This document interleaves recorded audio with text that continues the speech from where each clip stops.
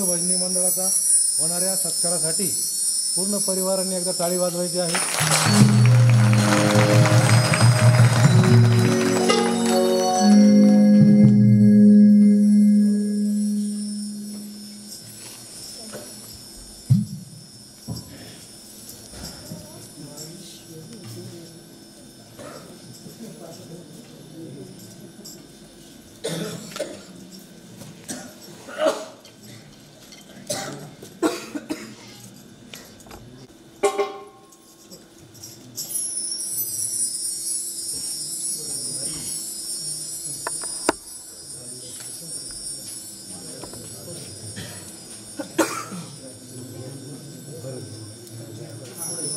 ये काही तर मागे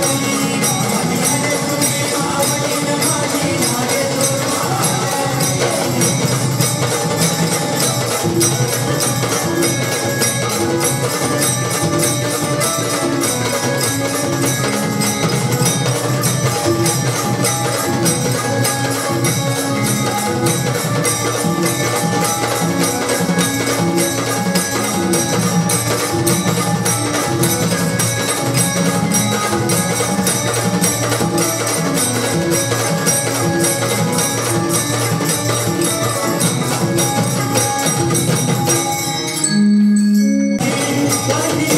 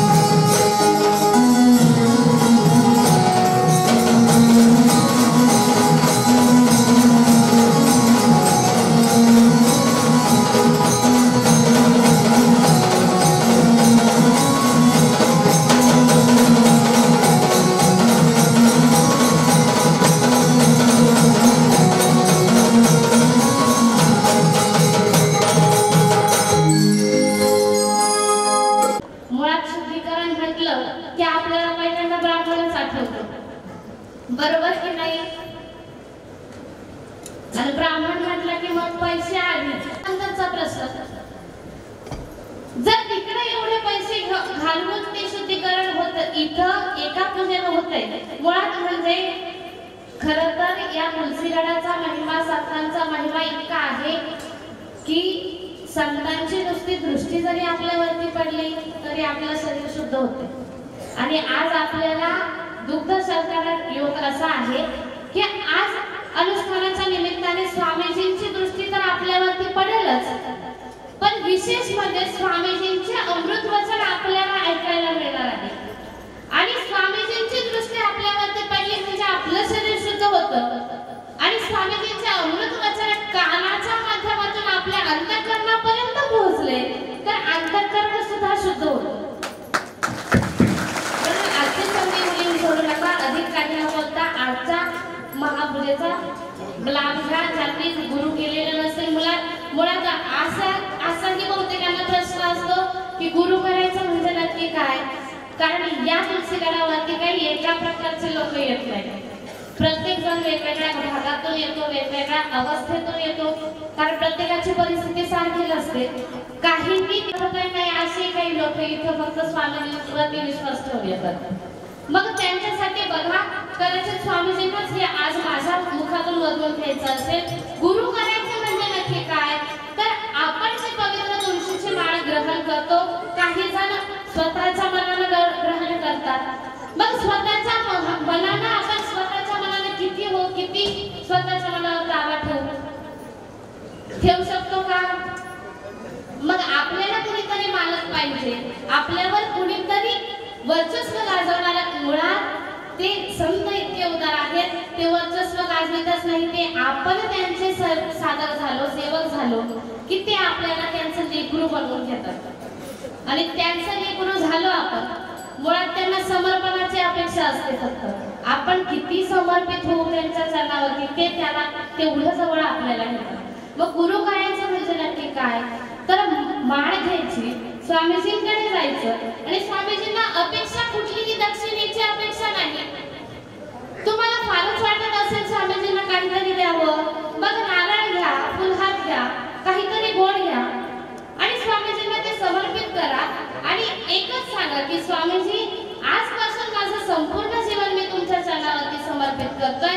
हा शब्द आपल्या अंतःकरणापासून जर स्वामीजींपर्यंत पोहोचला ना तर समजावं तेव्हापासून आपण स्वामीजींचे खऱ्या अर्थाने शिष्य झालो. मग तुम्ही अनेक वर्षांपासून माळ घातली असेल आणि जर आतापर्यंत तुमच्या मनात ही भावना झाली नसेल तर मी म्हणेन ती माळ घालणं शून्य आहे. कारण नुसतं माळ घालायला अर्थ नाही. स्वामीजी आपल्याला माळ घातल्यानंतर जो गुरुमंत्र देतात, जो अनुग्रह देतात. पूर्वीच्या काळी असं होतं, 12 वर्ष गुरुची सेवा केली, 12 वर्ष गुरुच्या घरी सेवा केली तर एक मंत्र भेटतो. मी काही माझ्या बुद्धीला सांगत नाही, माझे वडील अण्णा त्यांनी मला सांगितलेलं आहे की किती हे भेटतंय हे सोडू नको. पूर्वी 12 वर्ष सेवा केल्यानंतर गुरुच्या मुखातून एक मंत्र भेटायचा. आणि आता जर ते आपल्याला फक्त एका समर्पणानं भेटत आहे, एका क्षणात भेटत आहे तर सोडायचं कशाला हो. मुळात का गुरु करावेत, का सद्गुरू असावे जीवनामध्ये. कारण आता आपण हा मानव देह धारण केलाय, हा मानव देह आपल्याला मिळाला, पण या मानव देहाचं, या आत्म्याचं जर खरं सार्थक करून घ्यायचं असेल तर सद्गुरूंशिवाय करणं काय नाहीच. मुळात या जगतामध्ये कितीही परमार्थ करा, सद्गुरूंशिवाय असा कुठलाही मार्ग शिल्लक नाही जो आपल्याला देवापर्यंत घेऊन जाईल, देवाशी एकरूप करून. गुरु करा, गुरु केल्यानंतर स्वामीजी जो गुरु मंत्र देतात त्याचा होईल. माझ्यापेक्षा जास्त तुमचं फोटोग्राफर जास्त लक्ष आहे आणि मी आज त्यांच्याच तळमळीने बोलणार आहे. स्वामीजींची सेवा जेव्हापासून ते करीत आहेत, एकाचाही फोटो काढायचा त्यांनी ठेवलं नाही. पण आपण एवढे शहाणे ना, आपण फक्त आपला फोटो बघतो, बाकीच्यांचा बघा. त्यांनी एका मंदिराला, आपल्या मंदिराचं कुठेतरी एक सायबर विश्वामध्ये कुठेतरी एक स्थान निर्माण व्हावं म्हणून एक मंदिराचं नवीन YouTube चॅनल सुरू केलं. त्या चॅनलचं नाव होतं शिव अर्धनारेश्वरी नागज्योतिर्लिंग. आणि काल वर्षाच्या अखेरीस असा निर्णय आला, स्वामीजींच्या मुखातून तो निर्णय जाहीर केला गेला। आजपासून त्या YouTube चॅनलचं नाव बदलण्यात आलेलं आहे आणि त्या YouTube चॅनलचं नाव बदलून असं ठेवलंय, स्वामी अनेकरूपी महाराज बिलमाधाम या नावानं नामकरण केलेलं आहे। प्रत्येकाने YouTubeला जाऊन ते नाव सर्च करा आणि विशेष म्हणजे त्या खरं तर अनेकरूपी नावानं अनेक तुम्हाला चॅनल बघायला मिळतील, पण स्वामीजींचा एक विशिष्ट फोटो आहे, त्या फोटोवरून तुम्ही लक्षात घ्या किंवा बिलमा सगळ्यांनीच टाकलंय, पण धाम प्रत्येकाच्या नावापुढे नाही। मग धाम समजून तरी तुम्ही त्या चॅनलला सबस्क्राईब करा। आणि विशेष म्हणजे त्यांची तळमळ एक आहे की आपल्या मंदिराला आर्थिक मदत झाली पाहिजे, म्हणून वॉच टाइम वाढवा। म्हणजे काय तर आपण बघताना काय करतो, व्हिडिओ बघताना अगदी 2-3 मिनिटाचं बघतो, पण बाकीचं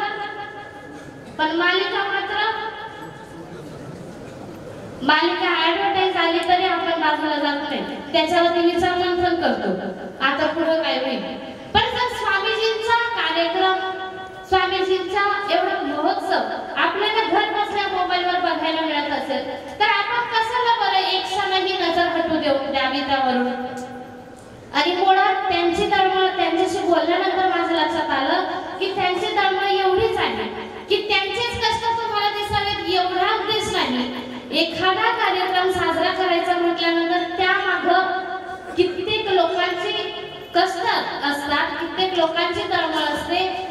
कार्यक्रमाचे आयोजक आहेत, सेवक आहेत, भक्त आहेत, भजनी मंडळ आहेत, स्टेज डेकोरेटर आहेत, प्रत्येकाचे मंडप डेकोरेटर आहेत, साऊंड सिस्टीम वाले आहेत, प्रत्येकाचे कष्ट आहेत। हे प्रत्येकाचे कष्ट तुम्ही बघा आणि ते बघितल्यानंतर तुम्ही जेवढा आनंद घ्याल तेवढा आनंद तुम्हाला अधिकही मिळेल आणि अधिक आपल्या चॅनलला, आपल्या मंदिराला फायदा होईल।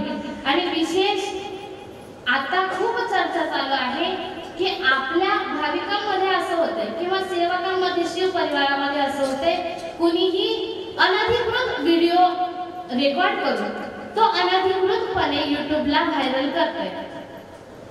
मुळात पहिल्यापासून स्वामीजींची परवानगी मोबाईलसाठी अजिबातच नाही, पण कुठेतरी आपण रिक्वेस्ट करून किंवा आपण त्यांच्या डोक्यावर चढलं म्हणून आपण काय केलं, त्यांच्या आधी जवळ जाऊन त्यांचे व्हिडिओ घेतले आणि ते YouTubeला व्हायरल केले किंवा दुसरीकडे दिले, ते दुसऱ्याने मग YouTubeला टाकले।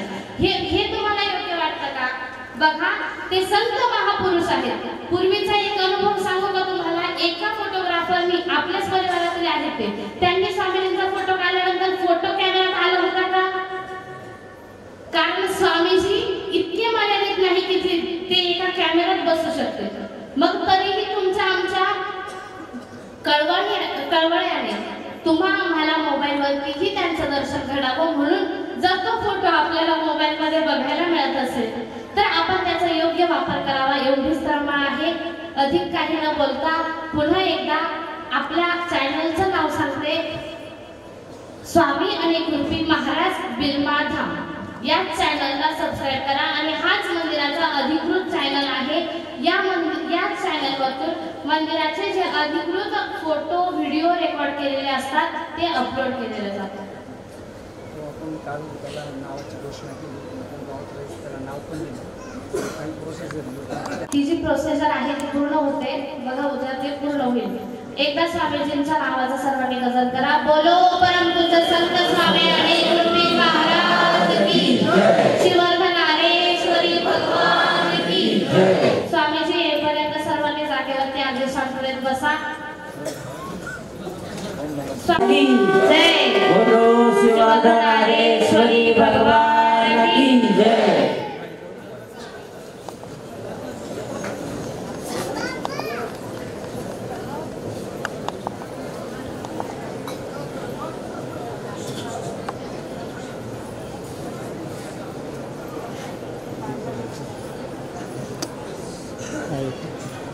सर्व भाविक भक्तांना माझा ओम नमः शिवाय।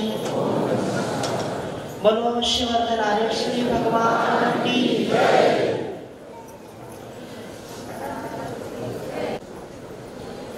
सर्व माझे स्त्री पुरुष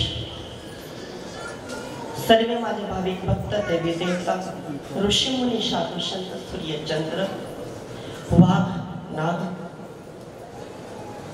पंचतत्व नवग्रह नवनाथ सर्वांना माझा कोटी कोटी धन्यवाद. नवा दिवसाने नवा वर्षाने सर्वांना माझं शुभकामना आहे. सर्वांचा वर्ष किंवा सर्वांचा दिवस सर्व शुद्ध आणि पवित्र सहपरिवाराने हे वर्ष प्रारंभ व्हावं अशी सदैव शुभकामना आहे. आज या ठिकाणी सर्व माझे भाविक भक्त दर्शनासाठी आले. मला सुद्धा ऐकून किंवा पाहून सर्वांना बघून काय वाटतंय? खूपच आनंद. का? मी संन्यास आहे आणि संन्यासींच्या कोण राहतो?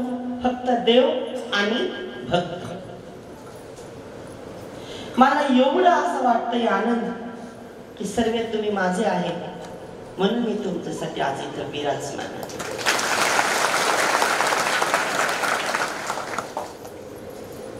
अपेक्षा करतोय की मागचं पुढचं जन्माचं काहीतरी आपलं नातं आहे. सर्वांना माहिती आहे पुन्हा माझा जन्म हे डांग जिल्ह्यामध्ये झालेला आहे 311 गावांमध्ये, बरोबर. परंतु माझा याच्या पूर्वीचा जन्म महाराष्ट्र राज्यामध्येच होईल आहे.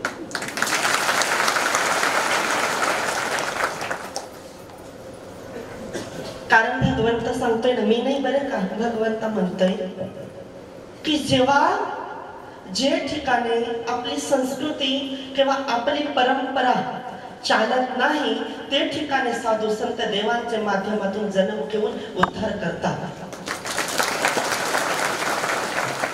आणि सर्वांना माहिती आहे की मी नागवंशी आहे. मला सुद्धा गर्व होतो.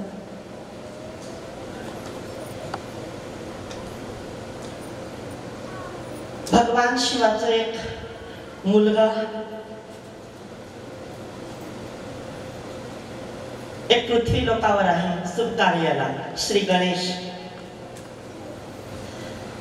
भगवान शिव आणि माता पार्वतीचा दुसरा मुलगा, त्याचं नाव आहे कार्तिक स्वामी. देवी देवतांचा आज सेनापती आहे. आणि माझं कार्य पृथ्वी लोकांमध्ये तर पुनर्जन्म झालंच, पण माझं कार्य सुद्धा पाताळ लोकांमध्ये नागवंश मध्ये आहे. अपेक्षा आहे का हे समाज सेवा माझं हित, कर्तव्य आणि धर्म आहे. भगवा झेंडाची लाज, साधू संतांची मर्यादा आणि देवी देवतांची कृपा. अवश्य या ठिकाणी आले भाविक भक्त त्यांचं परिवार सुख समृद्धी एवं ऐश्वर प्राप्त करायचं माझं काम आहे. आलेले भाविक भक्त घराचा असो, शेतीचा असो, धंदे पाणीचा असो, सर्व्हिसचा असो, शैक्षणिक असो, कुंडली दोष असो, परिवाराच्या शेती जमिनीचं कोणतंही काम असो, मी तर सर्व भाविकांना प्रत्येक वेळेस सांगतोय, जे काम कुठेही नाही झालं, दवाखाना म्हणा, आयुर्वेदिक म्हणा, बाबा बुबा म्हणा, बरोबर ना, नाही झालं ते काम हे नाग जागेचे बॉक्स कडे घेऊन या मी काम पूर्ण करून दे. आणि ते बी बिना मूल्य, बरं का, बिना मूल्य. फक्त देवांना आणि मला फक्त एकच गोष्ट पाहिजे, मनामध्ये श्रद्धा. सकाळी उठून सूर्यनारायणला एक लोटामध्ये एक तांबे पाणी अर्पित करून एक देवघरामध्ये तुपाचं दिवं लावायचं. पूजा पाठ झाली का देवांचे एक नामस्मरण करायचं आहे आणि 16 सोमवार पूर्ण करायचं आहे. सदैव मनोकामना पूर्ण होते. सर्वांना मी पहिले सुद्धा सांगितलेले आहे. बरेच हे नियम होते सगळ्यांना माहिती आहे इथं खूपच नियम आहे आणि खूपच नियम आहे तर बरेच ना ऐकून जडही जातात पण तुम्हाला अजून माहिती नाही काही राज मी लपवून ठेवले कारण तुम्ही ते ऐकलं तर तुम्ही लई घाबरून जासाल परत पण तरी सुद्धा मी सांगायचा प्रयत्न करते की तुम्हाला लवकर ते लवकर समज आणि समजून मिळावं कारण तुम्हाला सर्वांना माहिती आहे हे तर आता मी 2-3 वर्षापासून मराठी बोलायला लागलो मला मराठी सुद्धा जमत नाही कारण माझं शिक्षण गुजराती तुम्हाला सर्वांना माहिती नसेल मला पहिले मी स्वतः शाळामध्ये शिक्षण पूर्ण करून मी स्वतः एक टीचर होतो संस्कृत हिंदी आणि गुजराती ते सोडून समाज सेवामध्ये देवाच्या चरणामध्ये एक दास स्वरूपात सेवा करतोय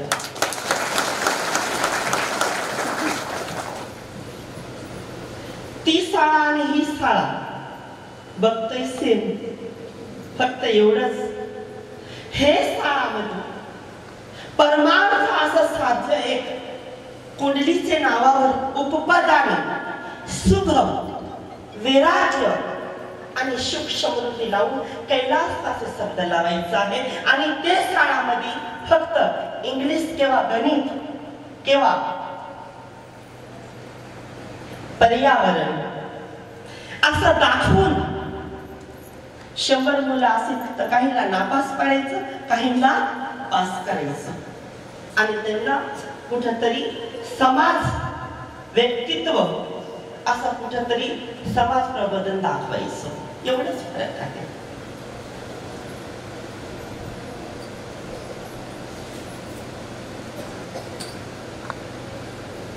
याच्यात खूपच आनंद आहे फक्त देव म्हणतात मी स्वतः नाही करत कारण देवांची कृपामुळं माझ्याकडे दिव्य शक्ती आहे आणि ते दिव्य शक्तीमुळं जिचे डोक्यावर मी हात ठेवलं किंवा नजर आमने सामने झाली किंवा श्रीफळ म्हणजे नारळ माझ्या हातात दिल्यानंतर त्याची मनोकामना मी पूर्ण करतो हे मी नाही करत हे भगवान शिव आणि माता पार्वती करतात माझ्या जीवनामध्ये जेव्हा भगवंताने माझं गुरु शिव आहे मी आदिमाया शक्ती माझं दैवत आहे त्यांच्या माध्यमातून मला ते ही सुद्धा माहिती नव्हतं की देव काय आहे कारण जेव्हा भगवंता मला प्रसन्न झाले तेव्हा मी खूपच कमी माझी वय होती त्यानंतर मी तपस्या केली जप केलं साधना केली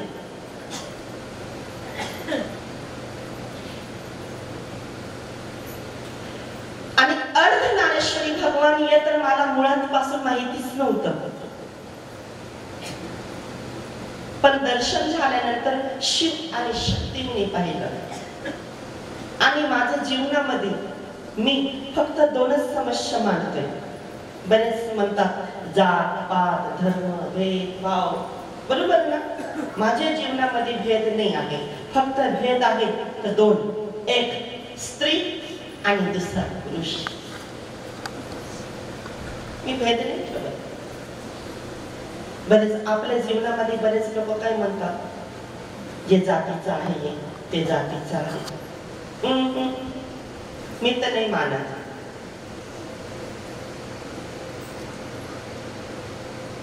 भगवान एक आहे त्यांचे रूप 2 आहे आणि पुढे जायला जर निघालो तर आपली संस्कृतीमध्ये 1000 वाट आहे अर्धनारेश्वरी पासून ब्रह्मा विष्णू आणि महेश आले त्यांच्यापासून लक्ष्मी सरस्वती पार्वती आले हे 6 पासून सप्तऋषी पासून गौमाता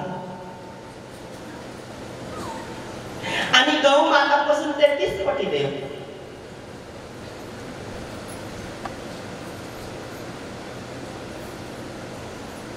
तरीही लोकांनी नाही मानलं की देव काय आहे मग भगवान विष्णूला देवानी आश्वासन दिलं का जगाला मार्गदर्शन किंवा उद्देश देण्यासाठी तुम्हाला जन्म घ्यावा लागेल.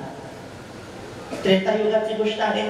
श्री रामचंद्र भगवान आले, त्यानंतर दापर युग लागलं, त्यानंतर कृष्ण भगवान आले, तरीही लोक नाही ऐकलं. महाभारत झालं तरीही नाही ऐकलं. मग कोण आले? भगवान परमात्मा पांडुरंग, तरीही लोकांनी नाही ऐकलं.